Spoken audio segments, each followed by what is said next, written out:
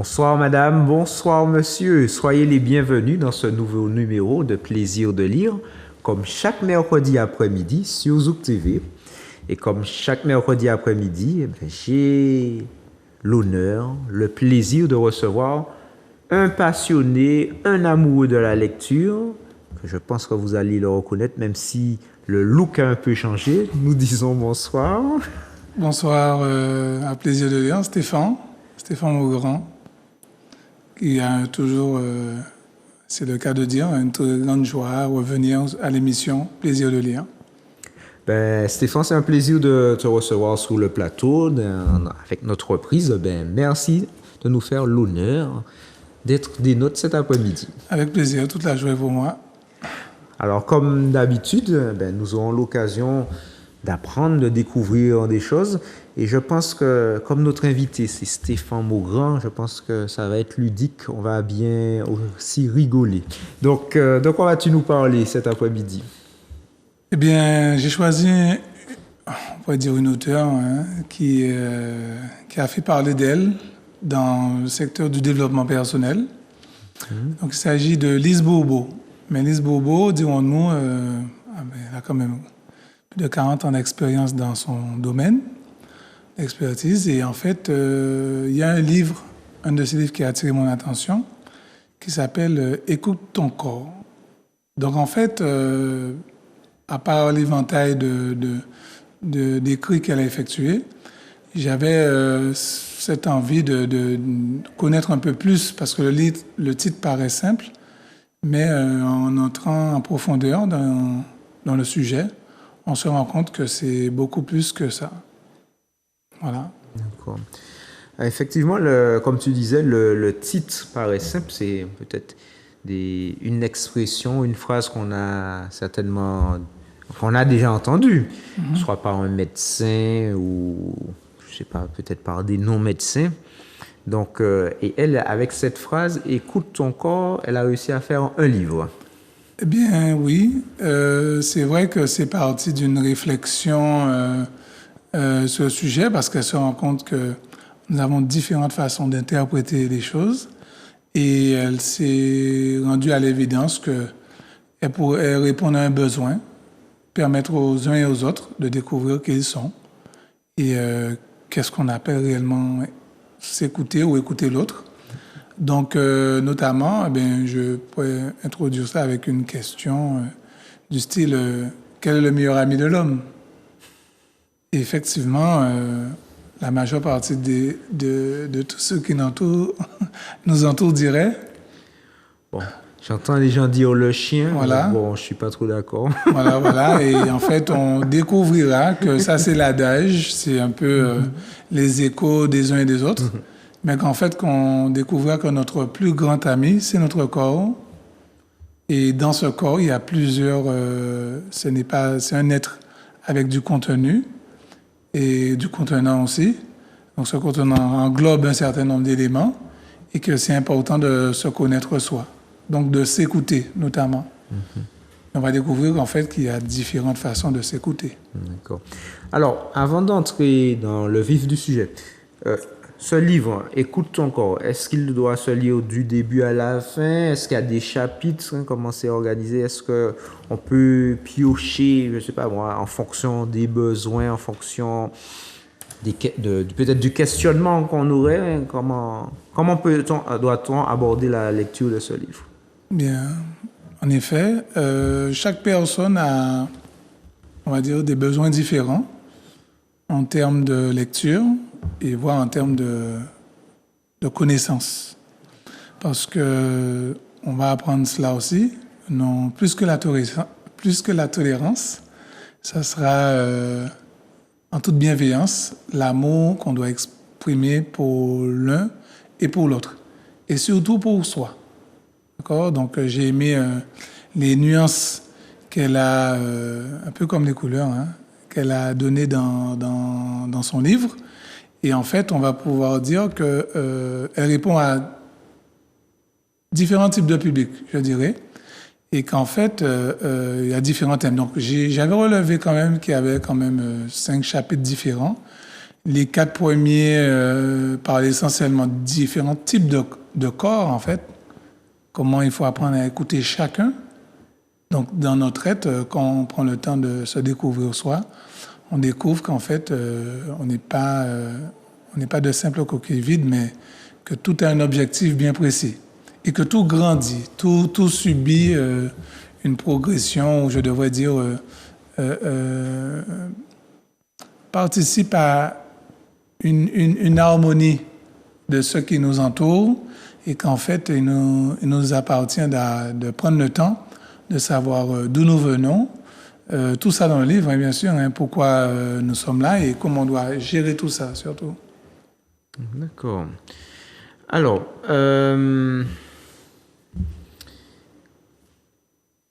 comment commence le livre? Est-ce qu'il y a une situation initiale? Oui, tout à fait.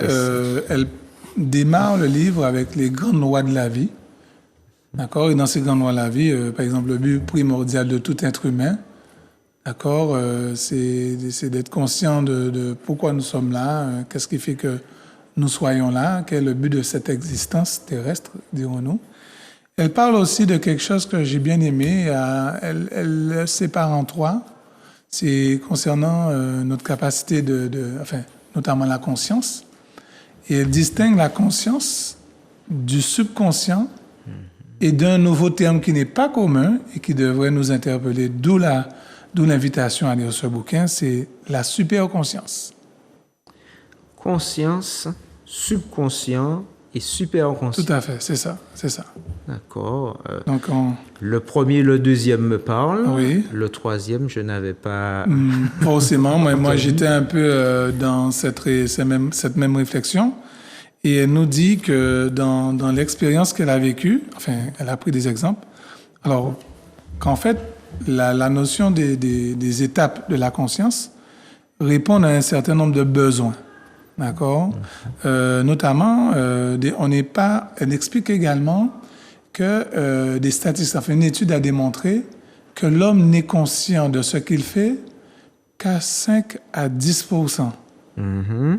Donc, en fait, il y a beaucoup de choses, en fait, entre guillemets, qu'on pourrait dire qui lui échappent. Et lorsqu'elle a dit ça, je me suis dit, waouh, en dépit parce qu'il existe des stages, hein, qu'on appelle les stages de pleine conscience, qu'il y a beaucoup d'amoureux de la nature de cette méthode, enfin, pour pouvoir aller la vivre, d'accord, et qui nous apprennent, tous ces intervenants, ces coachs aussi, à être conscients de notre environnement. Par exemple, nous sommes à l'émission, nous n'avons pas toujours tous conscience que je suis assis, mais je sens mon postérieur sur la chaise, dans mon pantalon, je sens mes pieds dans les chaussettes, dans mes chaussures, mon coude sur la table. En fait, être conscient un peu de tout. Et en fait, ça, c'est un niveau. C'est un niveau où on peut être en conscience. La particularité de ce qu'elle nous dit, c'est la pleine conscience. Être vraiment conscient de tout ce qu'on fait tout le temps.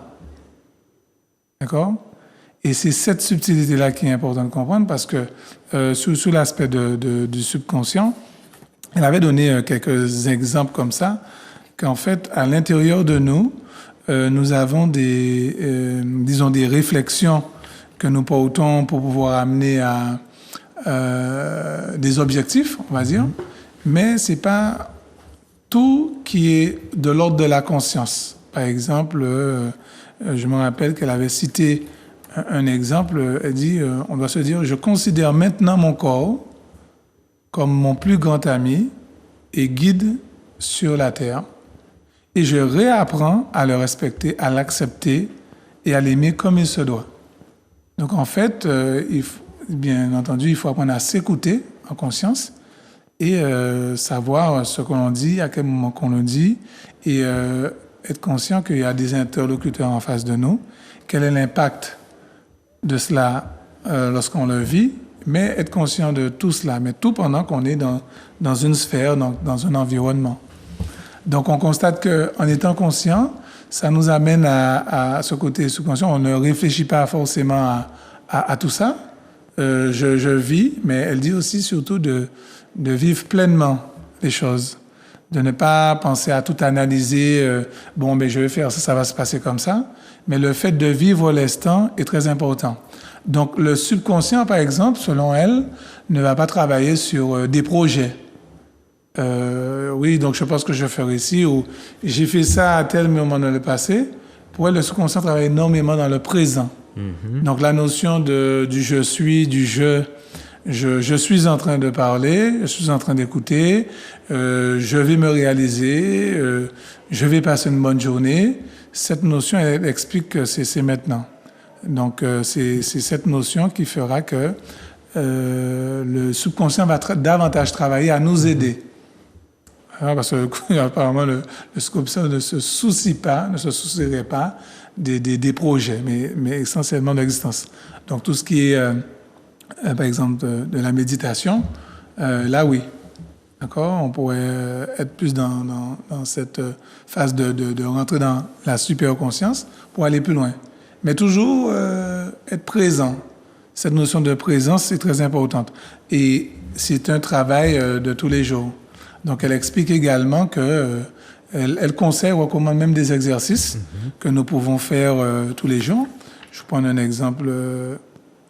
Alors, elle explique que tout ce qui est arrivé, donc, il faut garder les choses en mémoire. Et c'est là que le subconscient, en fait, elle explique que le subconscient a une puissance, une force, et que tu ignorais probablement que c'était cette façon que tu provoquais certaines situations, certains événements dans ta vie. Essaie de te souvenir de tous ces éléments, qu'ils te soient agréables ou non. Tu peux avoir eu peur qu'il t'arrive une telle chose, et curieusement, ça s'est produit peu de temps après. Elle explique, ou tu peux avoir désiré ardemment autre chose que tu as obtenu. Alors, sans t'en rendre compte, tu programmais ton subconscient, d'accord? Dès lors, tu commenceras à prendre conscience de cette force qui t'a toujours habité, même si tu en ignorais la présence. Alors, certains d'entre nous l'appellent la loi d'attraction, ou il y a d'autres façons de nommer cette information-là. Mais c'est vraiment intéressant de voir qu'en fait, en fonction du désir, j'ai observé qu'il y a une notion de décision et de choix, hein, que lorsqu'on désire ardemment quelque chose qui a de l'importance pour nous dans notre quotidien, tout dépend de l'intensité, enfin moi c'est comme ça que je décrirais ça, hein, tout dépend de l'intensité avec laquelle on souhaite cette chose. Parce qu'avant qu'elle se réalise, il y a d'abord cette notion de pensée. Il faut qu'elle s'imprègne de nous. Et elle explique que c'est quand ce désir nous envahit, qu'on a vraiment envie d'obtenir cette chose-là, qu'il y a un travail qui se produit et qui amène à ce que nous puissions concrètement l'obtenir. Par exemple, il y en a ceux qui ont des objectifs en journée, ils se disent « il faut absolument que je fasse ça ». Mais ils vont découvrir aussi qu'au-delà d'avoir le désir fort, il y a des choses qui ne se font que parce qu'elles doivent se faire en leur temps. Parce que ce n'est pas tout ce qu'on a programmé en journée qui se réalise. Et donc ça, c'est intéressant parce qu'elle dit ensuite visualise. Imagine quelque chose que tu veux voir se manifester dans les jours qui suivent. Alors, ce peut être une petite chose, rien de bien compliqué. Pense à ce qui te tient vraiment à cœur et désire-le pour toi prochainement. Prends plusieurs moments de la journée pour y penser, le visualiser et le ressentir. Alors, dans ce qu'elle dit, elle dit aussi que... Alors, je vais essayer de retrouver cette phrase, parce que là, de ces expressions, que ça va me revenir, hein, parce que je l'ai en tête. En fait, elle explique que plus important que de penser, c'est ressentir. Oui. Voilà. Voilà, qu'on doit vraiment ressentir les choses. Et par exemple, quel est le moment le plus important de notre existence? Le moment le plus important de notre existence? Oui. C'est maintenant. Ah. Parce qu'on a tendance à se soucier des choses qui soient passées avant ou après. Mais le moment le plus important, c'est maintenant, au moment où on est à plaisir de l'air en train d'échanger. On ne sait pas encore ce qui va se passer tout à l'heure, et encore au moins hier appartient hier, mais le plus important, c'est maintenant.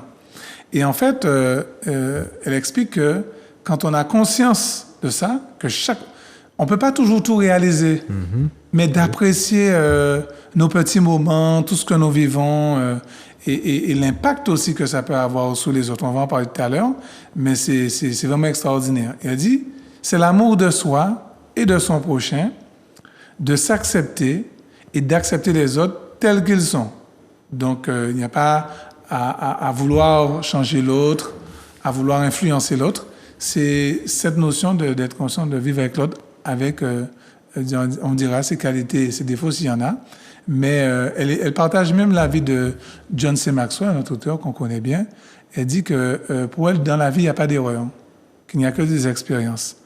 Donc ça m'a beaucoup plu de voir qu'en fait, il y a différents auteurs sur certains niveaux de réflexion arrivent à converger dans des mêmes points de réflexion et qui se retrouvent être vrais pour les uns et pour les autres. Elle dit également, tu peux dorénavant créer tout ce que tu veux dans le monde. Donc, il y a cette notion de créer la joie, d'être dans l'amour, alors d'être réaliste aussi, mais il y a possibilité de faire de sa réalité quelque chose de lumineux. Elle aime beaucoup cette notion de lumière. Elle fait également un parallèle avec... elle différencie les religions de la spiritualité. Et qu'en fait, elle a dit qu'il y a beaucoup de gens qui ont du mal à accepter le concept qu'elles disent que pour elles, nous sommes tous des dieux. Voilà. Et que c'est en nous. D'accord? Et que lorsqu'on comprendra qu'on est tous des dieux, parce que quel que soit l'endroit où nous sommes sur Terre, il y a moyen de manifester cette énergie de Dieu. Donc, en fait, il est partout, mais quand on comprendra qu'il est en nous et que c'est nous aussi, donc c'est assez pertinent, sa manière de voir les choses.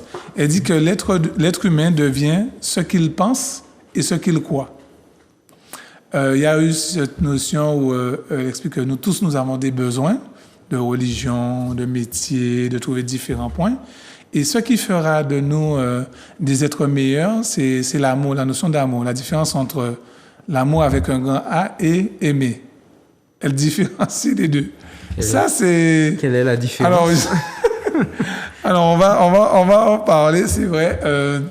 Mais pour revenir à ce que je disais juste avant, la notion des religions, de tout ça, elle explique qu'en fait, alors l'amour, on y revient, sur l'amour. C'est le fait d'accepter que l'autre soit différent, avec ses croyances, avec son métier, quel que soit, et de l'accepter tout simplement. Donc, on va découvrir cette notion. Moi, justement, j'ai bien aimé le chapitre sur l'amour. Je vais l'avouer aussi. Ça m'a interpellé à un point que je suis là. Eh bien, dis donc, je ne pensais pas que... Voilà. Alors, avant de parler justement de cet amour, il faut comprendre qu'il y a certaines étapes dans la progression de l'écoute de son corps. D'accord? Je vais vous donner les grandes lignes parce que ça nous amènera à comprendre que chacun doit faire une démarche personnelle. D'accord? On a tous des niveaux de compréhension différents. On a aussi des modes d'apprentissage aussi différents. La pédagogie ou l'andragogie dépendra ça sera différencié pour chacun.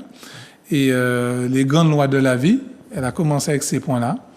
Elle explique qu'on vient, avant d'écouter le corps, tout le monde penserait à écouter, par exemple, son corps physique. Oui. Eh bien, pas nécessairement. Il y a un corps qui passe avant le corps physique. Quel est-il, selon toi? Quel serait-il? Le corps spirituel. Eh bien, ça, c'est un des corps importants, mais pas tout de suite, figure-toi. C'est le corps mental. Alors, le corps mental, parce qu'il y a l'ego, l'orgueil, des éléments où est différencié que pour l'ego, c'est une création des hommes pour ce mot-là, mais c'est sur l'orgueil quand même qu'on devrait travailler. La notion du bien et du mal aussi, elle en parle. Les faux maîtres, donc les bons conseils de gens qui voient toujours plein de bonnes choses pour nous, ou ils aimeraient bien qu'on fasse ci, comme ça.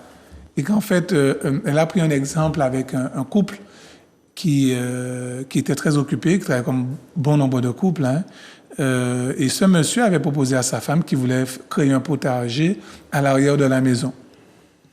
Et il était très emballé, il dirait, ce serait bien qu'on fasse un potager et tout. Et sa femme, qui sait qu'elle est occupée, il est occupé, pour arriver à la maison, c'est toute une histoire pour être à l'heure pour pouvoir dîner. Donc, elle s'interrogeait et lui donnait tous les arguments pour dire, mais attends, tu n'auras pas le temps, il y a ta fille à les gérer, tout ça. Donc, ça l'a démotivée, tellement qu'elle a annoncé des arguments qui tenaient la route, à tel point qu'il est devenu grincheux, il n'était pas content, de mauvaise humeur le matin. Et Lise Bourbeau nous invitait à comprendre que si elle avait reformulé, si elle l'avait laissé vivre la chose intensément, parce que c'est quelque chose qui lui aurait fait du bien. Elle n'a pas imaginé, parce qu'elle expliquait que sa femme n'a pas imaginé que peut-être ça lui permettait d'entrer plus tôt à la maison pour pouvoir s'occuper de son potager. Donc elle l'aurait plutôt à la maison parce qu'il aurait son potager à s'occuper. Donc elle explique que les personnes ont des envies, veulent se réaliser. C'est un niveau de conscience supérieur. Il faut accepter. Il faut accepter que la personne veuille faire des choses qui soient complètement différentes de nous, parce que c'est une personne différente, avec un amour, elle en a besoin dans l'instant, jusqu'à ce qu'elle se rende compte que finalement, si elle en avait besoin ou pas. Après, est-ce qu'on ne peut pas considérer que le monsieur n'avait pas assez visualisé la chose? Effectivement. Alors, elle explique aussi que mais il y a eu ces arguments apportés, mais essayez de voir dans quelle mesure ça aurait été, comme j'ai pour habitude de dire, on nous donne une information sur quelqu'un ou sur quelque chose. Il y a ce que la personne vit pour elle-même vis-à-vis de l'un et de l'autre, mais il y a l'expérience que nous avons, nous, de la chose ou de l'autre. Donc ça diffère, qui fait qu'elle explique que le corps mental a des besoins. D'accord? On aime beaucoup la connaissance, et dans l'aspect de l'amour et des mots, on va voir ça tout à l'heure, elle explique que beaucoup de gens aiment avec la tête et non avec le cœur. Aimer, là, quand tu parles d'aimer, tu parles d'un objet, d'une non, personne? Quel que soit, on peut aimer quelqu'un avec la tête. D'accord. C'est-à-dire qu'on lui dit des choses qui lui font plaisir, on l'a mis dans un contexte agréable, et c'est pas forcément parce qu'on en a envie. Le nombre de personnes qui ont pris des rendez-vous avec certaines personnes ils redoutent à l'idée de rencontrer la personne. C'est quoi? Je vais dire oui là, mais finalement, elle va remplir ma tête, elle va me parler, elle va me dire, raconter ses problèmes. Vous voyez? Et c'est des gens engagés. Donc la personne derrière le combiné ne voit pas cette émotion-là, mais elle est tenue de respecter son engagement pour la rencontrer. Et elle aime avec le cœur ou... Voilà. Là, on commence à comprendre. C'est pas... Alors, elle va pas montrer son mal-être, son mécontentement du fait de l'avoir, parce que c'est toujours quelqu'un qu'elle apprécie. Mais une autre partie, qui est le ressenti, qui l'a amené dans sa réalité. Et c'est ce que Lise Bourbeau nous dit, qu'on devrait davantage faire attention à ce que nous ressentons. Des choses que nous aimerions faire le matin. Il y en a ceux qui ont besoin de méditer, qui ont besoin de lire. Et les besoins des autres ne sont pas forcément nos besoins.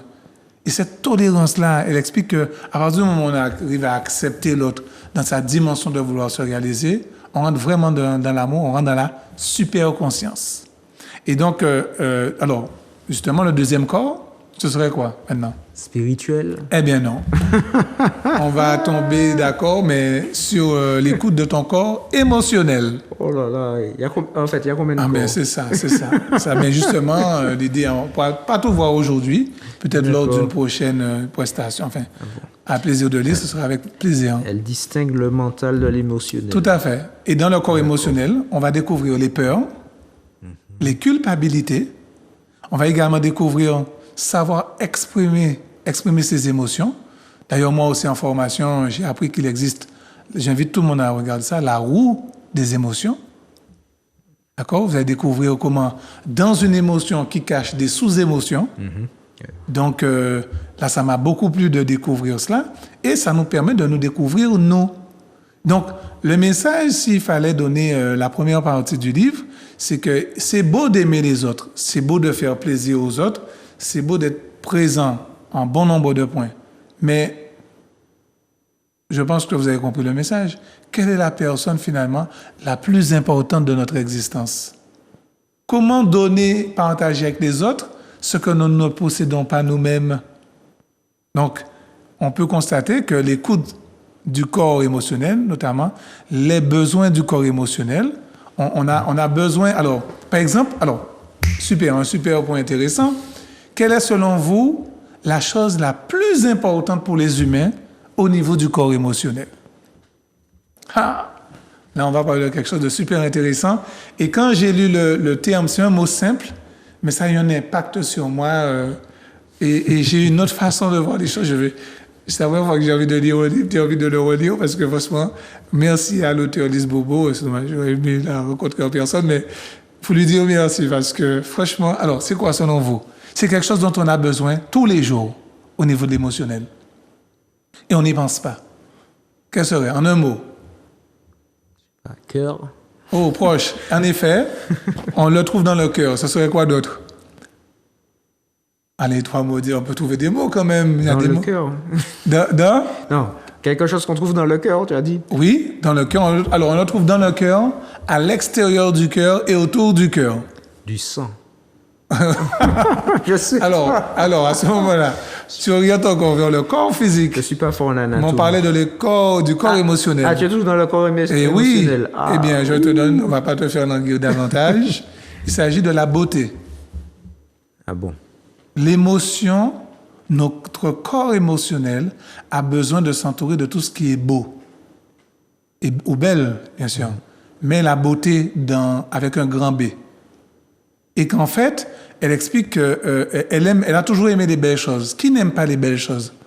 Il y a des gens qui ne prennent pas le soin de regarder leur environnement. Il y en a ceux, sous nos îles, leur dada, leur champ de prédilection se tourne vers la nature.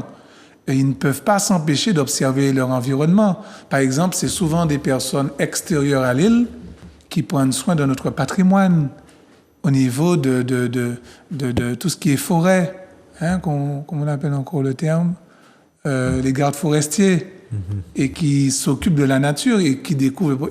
Et il y a certains d'entre nous qui ont des passions, soit de dessiner l'autre, soit de prendre en photo l'autre, ou prendre des photos de la nature et s'émerveiller des uns et des autres. On aime les belles choses. Et tout ça rentre dans le corps émotionnel. Et oui, et ça impacte le corps émotionnel. Il y a une différence entre quelque chose de beau et moi, j'ai pas l'habitude de moins beau. Il y a des personnes qui vont vous dire qu'il y a une différence entre le beau et le laid.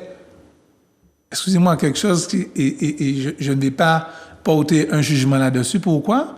Parce que il y a une phrase que j'aimais beaucoup quand j'étais plus jeune, enfin, je suis toujours jeune, mais quand j'étais plus jeune, qui dit « La beauté réside dans l'œil de celui ou celle qui contemple. » Donc, ce qui est beau pour l'un n'est pas forcément beau pour l'autre, mais ça l'impacte personnellement. Lorsqu'on voit, on va faire court, hein, quand on voit une belle personne, selon nous, qui passe, ça égaye la journée. Un beau sourire, une personne qui est joyeuse, une fleur. J'avais tendance, moi, à m'émerveiller pour toutes sortes de choses. Mais on vous prend un petit peu pour... parce que je constate qu'on ne prenait pas le soin de regarder la nature. Je suis toujours émerveillé par les choses, les expressions, la manière, parce que je fais en sorte de voir le beau en chacun de nous. Mais c'est encore un autre niveau de conscience, n'est-ce pas? Non, je reconnais que mon corps émotionnel, c'est pas la partie la plus développée chez moi. non, parce que vu les exemples que tu prends, je prends un exemple simple. Par exemple, je vais prendre mon papa. Mon papa, lui, il reste émerveillé devant la nature. Et nous venons du Vauclin, la commune du Vauclin. Il reste à contempler des paysages qu'il a déjà vus. Et je me dis, mais qu'est-ce qu'il regarde? Mais il connaît ce paysage-là depuis bien avant ma naissance. Et il m'a dit, il trouve ça beau, et comme s'il découvrait. Tandis que moi, je connais ça depuis petit, c'est bon, je passe à autre chose. Et je m'émerveille rarement devant un paysage. Et oui, et pourtant, alors, le fait de... C'est bien intéressant, ton expérience du moment. Pourquoi? Parce qu'on ne prend pas le temps. D'accord? On a ce qu'on appelle nos impératifs de vie, mais l'histoire, c'est que notre environnement est important. Combien de fois on s'est déjà répété, comment se fait-il que nous soyons les Iliens, là, tous ceux qui vivent dans nos îles? C'est souvent des personnes qui apprécient notre nature. Et la médecine, elle est autour de nous. La mer fait énormément de bien. J'avais des douleurs comme, entre guillemets, comme pas possible d'eau. Il a fallu que une infirmière me conseille de prendre un bain de mer. Le médicament est à mes côtés. Et effectivement, en allant me détendre dans la mer, j'ai pu apprécier la nature encore différemment, apprécier l'océan et elle explique, elle parle de ça aussi, l'énergie tellurique, de tous les bienfaits de la Terre sur nous, de notre environnement, de tout ça, et qui joue énormément. Elle explique aussi, dans chaque chapitre, comment on peut avoir des phrases qui nous permettent de nous conditionner aux choses aussi. Parce que certaines fois, il faut s'automotiver. Notamment, elle dit « Je suis maintenant décidé à respecter les besoins de mon corps mental et je retrouve ainsi la santé mentale et la paix intérieure. » Donc, il y a du fait de s'habituer. Pour toi, par exemple, ce serait « Je suis décidé à, quand je rentre chez moi, quand je me déplace, quel que soit l'endroit où je vais, à regarder autour de moi et apprécier plus la nature que le matériel de tout ce qui m'entoure. Regarder le ciel, regarder un arbre, regarder une fleur, regarder un colibri qui passe, des papillons, enfin, certains qu'on voit de moins en moins rarement, enfin, on avait ce qu'on appelle les vonvons, là, choses comme ça, mais prendre le temps de regarder notre nature. Beaucoup de personnes prennent ce temps-là et constatent qu'il y a de moins en moins de papillons, par exemple. Donc, on peut voir que là-dessus, c'est vrai qu'il y aurait beaucoup de choses à partager. Et justement, le dernier corps, enfin l'avant-dernier corps, qui serait le corps physique. Celui dont je prends beaucoup soin. Et oui, donc... Par exemple, tu as dit il faut prendre le temps pour la nature. Moi, je prends le temps pour manger. Hein. Moi, je saute rarement des repas. Alors, sauf dans des cas particuliers. Donc, tu parles de ton besoin, tes premiers besoins primaires, que tu as besoin de satisfaire tout de suite. Et j'ai constaté que nous sommes beaux. Nous sommes tous beaux et belles. C'est qu'on devrait prendre le temps de s'écouter. Et un peu comme au niveau de la médecine, je me rappelle, on avait fait un peu de biologie à l'école, on apprenait que notre peau, il y a ce qu'on appelle l'épiderme. Donc, il y a une différence entre prendre les informations de manière épidermique, donc en surface, n'est-ce pas? Il y a le derme, si on se rappelle, donc juste en dessous de la peau, et il y a l'hypoderme. Et j'ai associé ces éléments-là à la lecture d'Écoute ton corps. Donc, on a l'information épidermique qui serait le corps physique, donc le derme qui serait le corps mental, l'hypoderme qui serait donc le corps émotionnel et donc le corps spirituel qui rentre dans un état de super conscience. Pourquoi?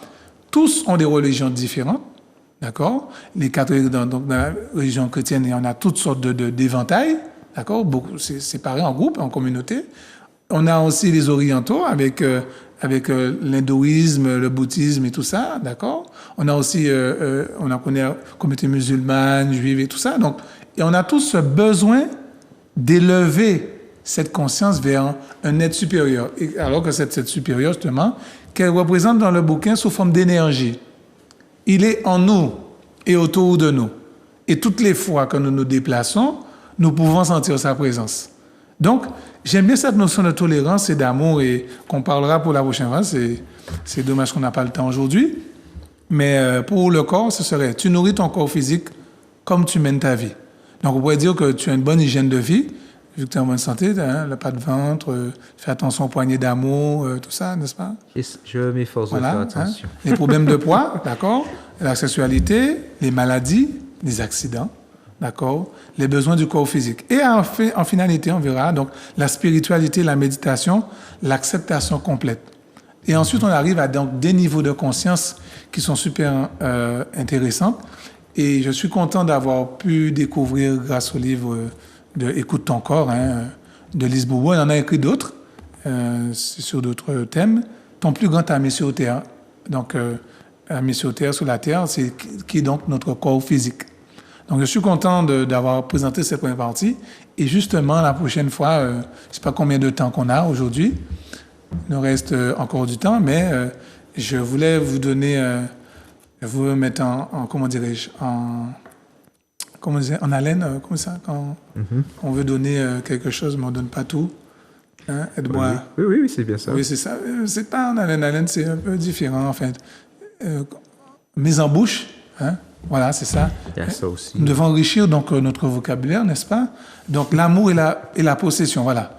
Elle explique amour, quel grand mot. On pourrait se pencher longtemps sur le sujet. Et elle dit, comment te sens-tu face à cette déclaration? Il y a même qui déploraient que les autres ne savaient pas aimer autant qu'elle. Donc, nous devons apprendre à nous aimer. Comment te sens-tu face à cette déclaration, selon toi? Aimes-tu de la bonne façon? Aimes-tu tes enfants? Ton partenaire, tes parents? Aimes-tu ta famille, tes amis? Je suis persuadé que tu réponds de manière affirmative pour chaque énoncé. Cependant, n'y a-t-il pas une certaine insatisfaction qui émane de toi? Ne serais-tu pas tenté de dire « Oui, je les aime, mais il me semble que mes relations ne correspondent pas souvent à ce que je voudrais qu'elles soient. J'aimerais tant pouvoir changer certaines choses, mais quoi et comment? » Donc, là, pour expliquer, elle explique que la grande loi de l'amour est la plus importante loi naturelle et spirituelle qui peut exister sur Terre pour être heureux. Et pour vite mettre entre parenthèses, on verra ça la prochaine fois, mais elle explique qu'on est assailli par les médias, par tout ce qui nous entoure, par des choses pour encombrer notre cerveau, encombrer nos émotions, pas forcément par ce qui égaye, parler de joie. On pourrait dire, qu'est-ce que ça me raconter là? Des choses comme ça. Et on ne se rend pas compte que nous sommes beaux et belles. La nature est belle dès qu'on en prend soin. On aime notre famille parce qu'il y a quelque chose qui se dégage d'eux et qui nous permet de passer de belles journées. Ce n'est pas forcément vis-à-vis de l'autre, mais vis-à-vis de ceux qui nous entourent. À quel point on est attentionné vis-à-vis de l'autre. Ça nous permet aussi de nous remettre en question sur notre attitude au niveau comportemental vis-à-vis de l'autre et avoir cette attention de l'écoute. Donc, en formation, on parlerait d'écoute active, mais c'est plus s'écouter soi. Donc, je vous invite à vivement, tout le monde, écouter votre corps. Merci à tous d'avoir écouté. Peut-être la prochaine fois, on verra ça au prochain épisode, n'est-ce pas? Merci beaucoup, Stéphane. Donc, alors, je retiens qu'il y a écoute ton corps, mais il y a plusieurs sous-ensembles. Donc, on a parlé du corps mental, du corps émotionnel, du corps physique. Il y a un joli... Et le dernier, c'est ton préféré? Ah oui, le corps spirituel. Et oui, comme quoi on peut l'oublier, n'est-ce pas? Non, mais c'est quoi, tu m'as fait tellement... Ah, c'est moi, tu vois, c'est moi, ben oui, Et finalement, tu dis pas que c'est toi. Ah oui, d'accord, c'est d'accord. vrai. C'est déjà... Alors, on va parler la prochaine fois de la notion de responsabilité et se responsabiliser au niveau de son corps. Oui, mais tu m'as fait tellement languir à chaque fois. Quand je le citais, je me suis dit, bon, peut-être c'est même pas dedans, mais oui, okay. Je ne l'ai pas cité cette fois-ci, c'est moi. Mais en tout cas, merci beaucoup. Je vais faire un effort concernant la nature, puisque je vois pas mal de paysages. Mais bon, le problème avec moi, les paysages et moi, c'est que pour moi, ça fait partie du décor.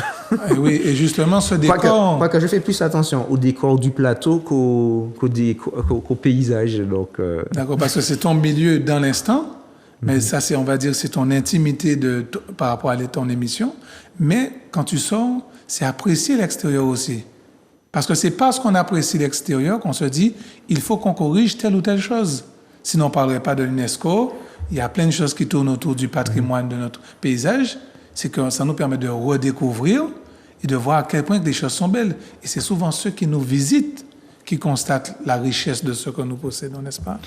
Oui, tu as dû le dire au moins 3 à 5 fois dans l'émission. Je ne sais pas si c'est un message. Notamment. Non, quand tu disais que c'est ceux qui nous visitent qui nous font prendre conscience. Oui. Et moi, je suis content de prendre conscience que la nature autour de moi me fait du bien, tant de par nos rivières que par nos mers, que par l'aspect floral, la faune et la flore. On doit l'apprécier, on doit en parler, mais on doit en prendre surtout soin. C'est ça. Donc, on ne peut prendre soin de ces choses-là qu'en prenant soin de nous-mêmes. Donc, c'est déjà nous l'important. Par exemple, là, on est en train d'échanger, mais je sais qu'on est en train de s'arrêter sur le timing, sur ce qui font qu'on n'est pas forcément en pleine conscience, n'est-ce pas? Non, mais l'être humain doit composer avec le temps, même si, bon, certains diront qu'il est conventionnel, voire subjectif, mais 100 ans, sans SANS, oui.